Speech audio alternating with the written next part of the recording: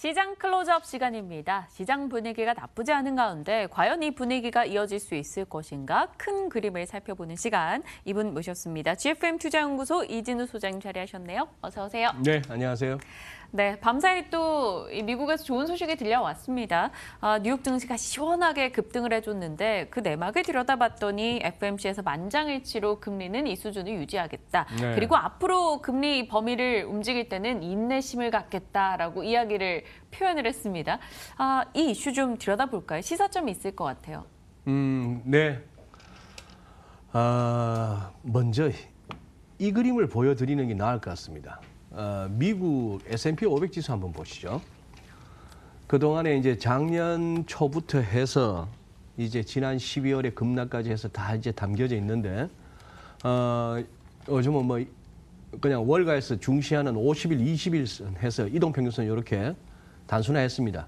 이때 이제 데드 크로스 났다고 이제 난리 쳤을 때고요. 자, 그러면 여기서 이때부터 보시죠. 10월 3일 이때부터 이제 장이 꺾이죠.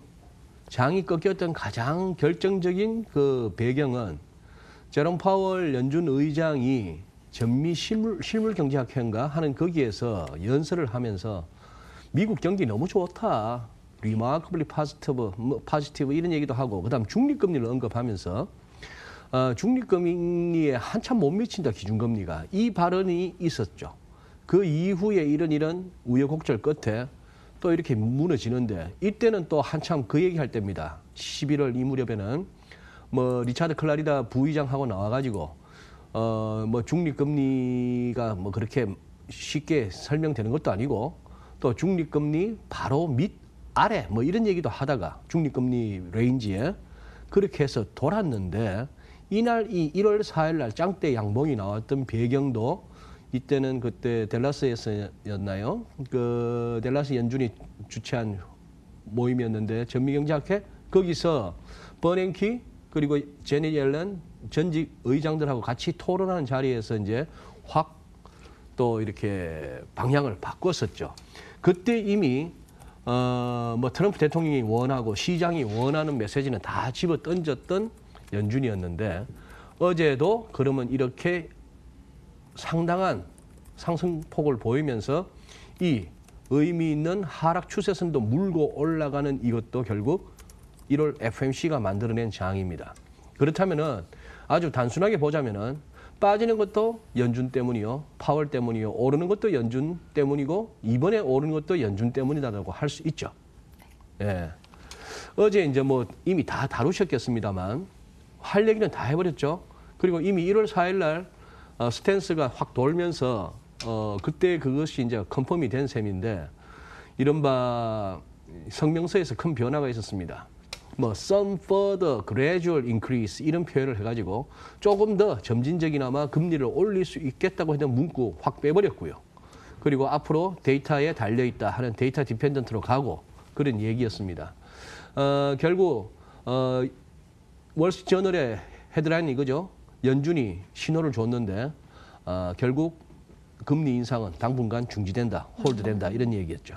그리고 2015년 이후 항상 성명서에 있었던 그 분명한 어떤 그 레퍼런스, 즉 앞으로 향후에 미래에 금리를 올릴 것이다라는 것을 시사했던 그 문구를 뺐다는 것이죠. 거기다가 심지어 트럼프 대통령의 트위터에서까지 언급했던 대차 대조표 축소, 우리가 양적 축소라고 QT라고 얘기하는 네. 그 부분도 대충 끝나갈 수 있다라는 식으로까지 얘기를 했습니다. 걱정되는 거는 앞으로 더 넣어놓을 카드가 없을 정도로 다 소진해버렸다는 정도. 그러면서 이제 어떻게 보면 이런 식의 얘기였죠.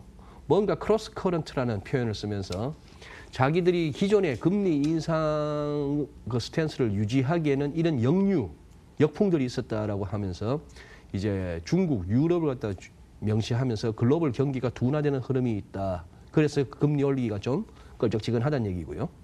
또 경제에 부담 주는 정치적 이슈들이 계속 있다. 브렉시트나 미중 간의 무역 협상, 그리고 연방정부 셧다운, 뭐 35일 동안 정부문 닫았다가 3주 동안 18일간 또 한시적으로 열고 뭐 그런 상황인데 금융환경 2018년 말에 크게 긴축되었다. 이런 표현을 했습니다. 연준 의장은 이제 말을 저렇게 점잖게 하는 거죠. 하고 싶었던 말은 그거죠. 금융 환경이 아니고 증시가 2018년 만에 너무 많이 빠졌다 이 얘기입니다.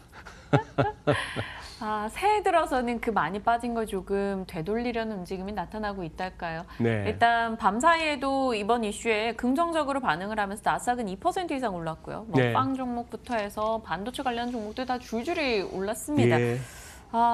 더 기대할 수 있을까요? 저희 밑단 더 열어놓고 봐도 되는 걸까요? 그렇죠. 참 증시에 몸담고 계신 분들은 또 이번에도 절감하실 거예요. 우리가 뉴스로 접하는 경제 지표나 경기 상황이나 기업 실적이나 이런 것들하고 주가의 움직임은 사실 뭐 이렇다 할 만한 상관관계가 없다. 오히려 여기에 상관관계가 더 높은 거 아닌가. 무슨 말씀인가 하면 우리가 얼마 전에 놀랐던 한 일주일 전만 해도 놀랐던 그 뉴스가 1월 20일까지 관세청 자료를 보니까 대중 수출도 20몇 %가 줄고 반도체가 확 줄고 반도체 어쩌게 꺾이는 것 같고 이런 얘기가 나오는데 그때부터 외국인들은 하이닉스, 삼성전자만 주구장창 사면서 또 지수 끌어올리죠. 뭐 애플 같은 경우에 그렇게 또 얘기했다가 어제는 또 애플이 또 힘을 받았습니다. 이제 뭐 그 실적이 이제 예상했던 것보다 나쁘지 않았다는 그런 얘기였죠. 그런 식으로 오르는 것도 실적도 지금 이제 받쳐주고 있는 와중에 그렇게 해서 미국 그것이 올려주는데 우리 시장 일단 이렇게 보시죠. 지금 흐름을 갖다가 뭐 경기가 좋아서 실적이 좋아서 뭐 이런 것보다는 그냥 시장의 흐름이 여기까지는 기대해 보시죠. 우선 이 레벨, 이 정가운데입니다. 눈으로 보시기도 가운데죠. 즉 작년 초에 찍었던 역사적 고점 2607포인트하고 우리가 연초에 1월 4일 날 확인했던 이 저점, 쌍바닥을 만들었던 이 저점, 이 두 개의 중간 지점이 2296포인트입니다. 뭐 러플리 2300이라 보시면 되겠죠. 2296. 자, 여기서 이제 뭐 조금 그거 합니다. 예를 들어서 일간 차트상의 RSI 같은 경우에 이 정도 높이 왔을 때는 이때도 밀리고 이쯤 왔으면 또 밀려야 되나 하는 이제 우려가 생길 만한 그런 시점이긴 합니다만 조금은 더 기대해 봐도 되겠다 하는 생각은 듭니다. 왜? 아직 볼 레벨을 못 봤거든요. 이 2296을 못 봤다는 얘기입니다. 무슨 말씀인가 하면은 이런 거죠. 조금 더 이렇게 일간 차트를 갖다가 확대해서 보시자면은 자, 지난 10월 11일 날 컸죠. 작년 10월 11일 날 갭다운이 컸습니다. 이날 이 10월 10일 날 갭에 그러면 우리가 갭을 채웠다라고 하려면은 얼마를 찍어야 되느냐? 이날 일봉의 저점이 2222.95포인트예요. 우리 이중바닥은 만들었다고 우리 지난주부터 그 전주부터 계속 이거 이중바닥 더블 바텀 완성되고 올라갈 수 있을지 봅시다 했는데 만들었죠. 이중바닥은 확인했고 네크라인도 돌파했습니다. 그렇다면 적어도 책에도 나오지만 저도 경험적으로 이건 좀처럼 틀리지 않았는데 결국 가긴 갈 겁니다. 하다못해 요만큼은 간다는 거예요. 그래서 교과서에서는 미니멈 타겟 프라이스라고 얘기합니다. 최소 목표 가격이라고 얘기해요. 이게 지금 2296 아까 찍었던 그 레벨이라는 얘기죠. 그런 상황입니다. 지금 물론 일간 차트상으로는 이미 약간 그동안 급하게 많이 달려왔어요 하는 흔적은 보입니다만 네. 자, 그런 국면이죠. 보시는 김에 코스닥도 보시면은 코스닥도 이동평균선 한번 단순화하자면은 아직까지도 데드크로스의 그 여파는 남아있고 뭐 패턴은 약간 이렇게 삼각형 패턴이긴 합니다만 어쨌거나 조금씩 올라가고 있는 중이죠. 코스닥은 코스피보다는 조금 이렇게 큰 그림을 봤을 때 약간은 더 좀 찝찝합니다. 코스피나 코스닥이나 할 것 없이 이 무렵 트럼프 대통령이 당선되었던 이 무렵 뭐 코스닥은 여기네요. 코스피는 코스피를 볼 것 같으면 이쯤에 그림이 나오겠습니다. 코스닥은 캘린더로 보니까 트럼프 대통령 당선됐던 이 무렵부터 해서 올라왔는데 거의 다 까먹었다. 코스피도 마찬가지였지만 네. 이 위클리 차트상으로 나타나는 이 패턴이 조금 부담스럽긴 합니다. 이른바 바닥 찍고 돌아가는 모습이라기보다는 V자 반등보다는 이렇게 깃발형 모습이긴 합니다만 그래도 어쨌거나 지난 4분기 시장을 갖다가 가장 짓눌렀던 요인 중에 제일 큰 걸 꼽으라면은 연준의 긴축적인 통화정책. 이 부분은 확 지금 이제 돌아섰다라고 본다면은 이 흐름, 그것을 시장이 너무 겁내했더라면은 그걸 되돌리는 과정이 조금은 더 이어질 수 있겠다 하는 생각. 그래서 아까 보여드렸던 코스피의 우리 한 2300 근처까지는 좀처럼 이렇게 그래도 매수세가 사그라들지 않고 그때까지는 매도세도 좀 참고 싶지 않을까 하는 생각을 해봅니다. 소장님께서 올해 들어서 어느 정도 윗단은 더 열려 있다라는 네. 이야기를 지속적으로 해주고 계신데요. 메릴린치에서 뭐 이익에 대한 사이클 표를 내놨는데 그 이익에 대한 실망 다음은 이제 역발상 투자를 해야 하는 시기다 그러더라고요. 네. 이제 실망은 좀 바닥을 찍었고 지금은 역발상 투자로 좀 종목을 담아도 괜찮은 시기다 이렇게 얘기를 하던데요. 좀 저희 믿고 가도 될까요? 갑작스러운 저희 개인적 질문이랄까요? 그게 진짜 어려운 얘기죠. 네.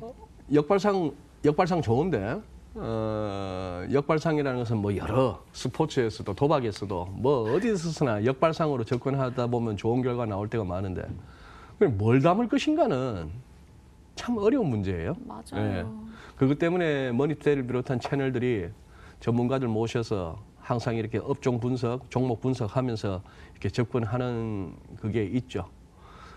바라기야 그 중에서 지금 당장 흐름은 막 뭐 희망 없이 기고 있고 계속 또 떨어지고 있는 중에 이감 잡아봐 하는 추천이 좀 더 많으면 좋겠는데 대부분 추천하는 종목들 보면 이미 한 네. 1, 2주 반짝 오른 것들을 갖다 또 이렇게 추천하실 때가 많아갖고 손이 잘 안 나갈 때가 많습니다만 그래요. 그것이 지금 민영앵커가 말씀하신 것이 운용업계의 또 하나의 고민입니다. 보니까 금년이 작년보다는 좋을 것 같고 나쁘지는 않을 것 같은데 그렇다고 아무거나 붙들고 있다가 다 갈 것 같지는 않다는 얘기예요. 네. 소위 말하는 액티브 장이 온 겁니다. 그중에 갈론만 골라야 되는 그 부분이 이제 또 어려운 얘기죠. 하나의 과제로 남겨둬야 될 것 같아요. 그렇다고 예를 들어서 자 지금 예를 들어 이런 자리에서 수소차 얘기를 한다고 합시다. 제법 몰랐어요. 제법 몰랐으니까 결국 모든 종목, 모든 그 어느 시점에서나 고민 없는 투자는 없습니다. 많이 왔는데 지금 또 괜찮다고 유망하다고 하는 것들 뒤져보시면은 벌써 오를 만큼 다 올라온 것들이 지금 올라옵니다. 추천 종목 중에. 여기서 이제 더 가느냐 마느냐의 문제고 그거는 선택의 문제입니다. 고민 없는 투자는 없다가 오늘 제 마음에 오늘의 명언으로 약간 남는 것 같아요. 그래요, 맞아요. 고민이 좀 당연하다 여기면 이 고민에 대해서 좀 초연해질 수 있는 건데 항상 올라도 고민, 떨어져도 고민인데요. 마침 저희 시간이 허락해서 이거 질문을 꼭 드려보고 싶었어요. 미국과 중국 무역전쟁 휴전 선언한 이후에 처음으로 네. 이제 장관급 무역 협상이 진행이 되고 있습니다. 네. 최고위급 회담이고요. 블룸버그에서는 이번에서는 뭐 기대해볼 만한 내용이 나오지 않을 거다. 타결 가능성이 낮다라고 이런 보도를 내놓기도 했습니다.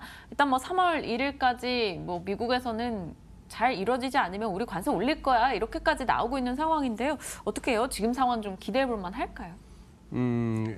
어쨌거나 유호 부총리는 건너가 있죠. 네. 예, 건너가 있고 한데 그렇다면 뭔가 이렇게 가시적인 성과가 나와야 될 것 같습니다만 일단은 지금 조금 이렇게 외신의 흐름을 봐서는 뭐 문우신 장관이나 무슨 뭐 레리 커들로 국가경제위원회 위원장 이런 쪽보다도 뭔가 이 로버트 라이트하이저 뭐 피트 나바로 교수에 대한 언급은 별로 없습니다만 로버트 라이트하이저가 이렇게 자주 이렇게 언급되는 걸로 봐서는 지금 그 미국 내에서도 이른바 대중 강경파들이 쉽게 물러서지 않는 모습인 것 같습니다.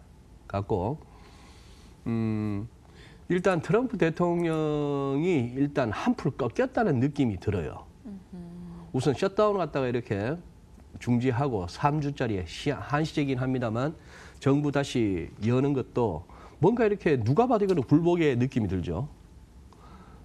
재밌는 얘기가 있습니다. 어떤 거요? 야, 당관캠 칠까? 보스토밤 칠까? 희한하게도 먼저 치자했던 사람이 지는 경우가 많아요. 먼저 얘기 꺼낸 사람이요. 예. 네. 역대 미국에서도 셧다운 하자고 했는 쪽이 집니다. 야당이건 여당이건. 이번에는 트럼프 대통령이 하자 했던 거 아니에요. 의회에서 이렇게 합의안도 만들어 왔는데 본인이 거부하면서 셧다운 가자고. 그러면은 자기 그 고집에 그래 뭐 57억 달러 줄게요 예산에. 그래서 벽 세우세요 할 줄 알았는데 안 되고 낸시 펠로시만 올라가고 인기가 자기는 지지율 떨어지고. 오늘 우리 국내 언론에서도 다뤘습니다만 미국 정보기관 수장들은 전부 이구동성으로 얘기하죠. 북한 비핵화 그렇게 쉽게 될 것 같지 않다. 그런 얘기죠. 트럼프 대통령의 트위터로는 북한도 잘 돼가고 미중 무역도 잘 돼간다는 얘기들 뿐입니다만 실무진들은 그게 어떻게 보면 미국의 힘이기도 한데요. 뭐 위에서 그런다고 해서 밑에서까지도 그럼 뭐 용병청가만 하는 게 아니니까. 그래서 이제 볼 수는만 그 사안 자체가 대대적이고 일괄적인 타결을 이끌어내기는 너무 큰 문제들이 많은 거 우리 그동안 쭉 다뤄왔던 네. 것이고요. 그런 상황이라서 아마 여기 이번에 시장을 갖다가 부러뜨리지만 않으면 됩니다. 지금 연준 때문에 잘 달리고 있는 이 시장에 찬물만 안 미중 무역 끼얹으면. 협상이 찬물만 안 끼얹을 정도의 헤드라인만 뽑아내도 될 것 같아요. 네. 그런데 이제 화웨이 사건 우리 계속 추이를 보고 있지 않습니까? 멍 완자오 그 CFO로 어떤 신병 인도를 요청한다든지 이런 얘기들 봤을 때는 이게 그렇게 뭐 류허 부총리가 한번 건너간다고 해서 될 일도 아닌 그런 사안인 것은 분명합니다. 네, 중국에서는 그동안 미국에서 위안화가 인위적으로 평가절하됐다라는 걸 지속적으로 네. 문제 삼아 왔었는데 이에 대해서 조금 성의를 보이는 듯한 움직임도 나타나곤 있습니다. 위안화 절상을 유도하고자 중앙은행 채권 발행에 나섰다 뭐 이런 이야기들도 있는데요. 이번에는 뭐 당장에 큰 기대는 갖지 않으나 시장에 말씀 주셨다시피 찬물 끼얹을 정도만 안 나왔으면 좋겠다. 그 정도 기대치만 갖고 가도 될 것 같아요. 네, 그거 하고 오늘 뭐 이 말씀을 드려야 되겠는데 달러는 좀 의미 있는 시그널이 나왔습니다. 우선 유로 달러 같은 경우에 일간 차트이죠. 네. 일간 차트인데 이게 이른바 종목 발굴하시는 분들 말하는 급등주에 해당합니다. 이거 날아갈 그림이에요. 보통 이렇게 옆으로 기다가 이동평균선 다 모였죠.